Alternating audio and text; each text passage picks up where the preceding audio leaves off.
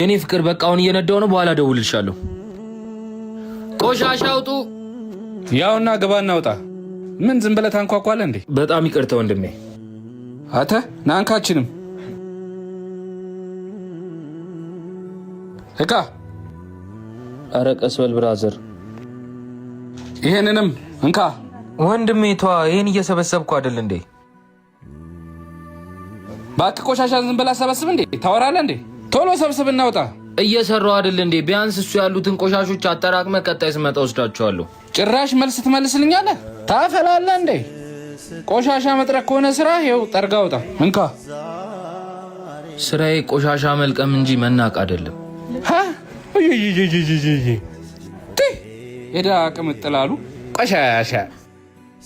ወንድሜ ከማን ጋር ነው የምትጣላው? ከዚህ ጋር ነው። ወይኔ